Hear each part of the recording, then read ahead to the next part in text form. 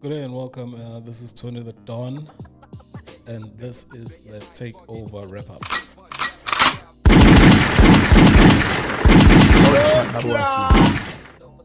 So, the story that I have here is I think it's just misunderstanding basically.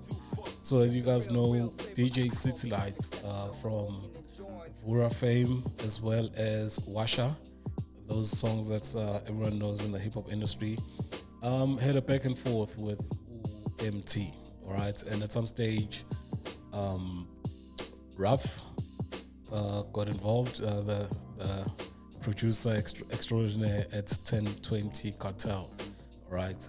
And if you guys know hip hop, you know, he's behind a lot of songs that are MTs that were hits, as well as Java as well.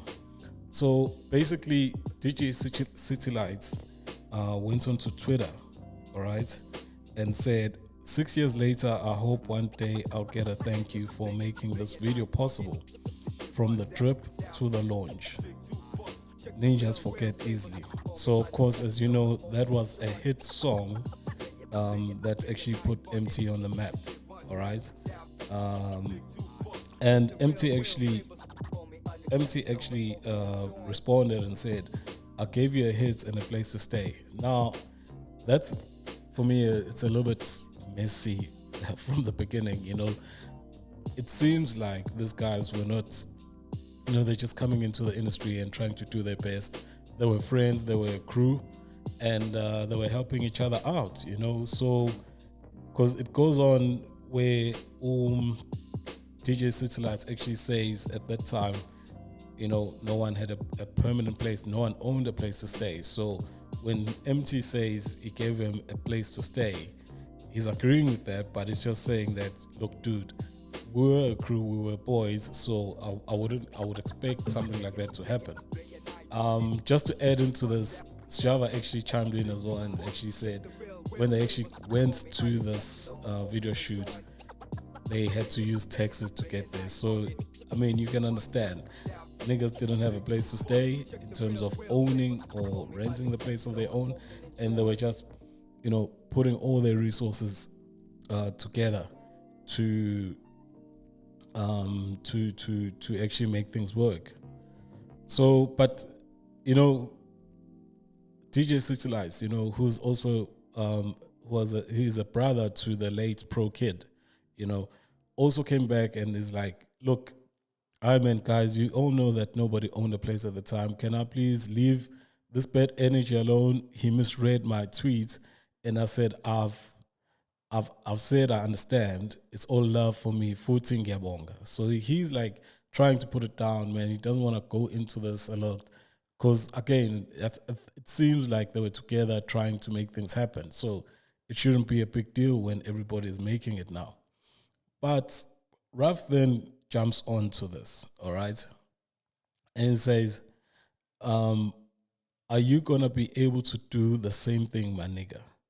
Now, this is a third person jumping in. Of course, the relationship between MT and Ruff is well documented, man. These guys go back to the days of ATM, which is African trap music, with Abos Java, with Abos Saudi, and the rest of the crew. So he jumps in to like clarify, you know, my nigga, what you talking to my boy for? You know, what are you saying? So DJ Citi Lytes comes back and says, hence, I still pick up the phone and call if anything, my nigga. So basically, DJ Citi Lytes like, I know the fans are gonna think we going back and forth, but I'm just expressing myself. But if there's something major, I actually pick up the phone and, you know, we chop it up and we talk about it. So it doesn't really need to go on further. All right. But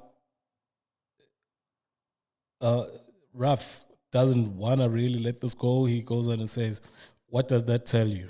All right. Citi Lytes comes back. It tells me a lot about you. All right. Now it's coming back to being personal. At this time, you can't see where MT is. He sort of like stepped back from the conversation. Ruff comes back and says, no, it tells me a lot about you because you're quick to forget what people do for you. You can't treat people like shit and then you come back and act like nothing happened. So basically, there's a backstory to this. All right. There's a big story where maybe Ruff felt a little bit mistreated by DJ Citi Lytes, but DJ Citi Lytes doesn't really want to go into it. All right. Because when he comes back, he's like, I know I owe you one for the gig.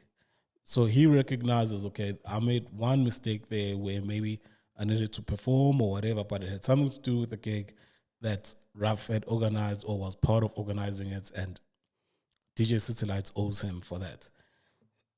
But then Ruff comes back and says, you see, this is not even about the gig. That's why I'm telling you that you forget how you treat people.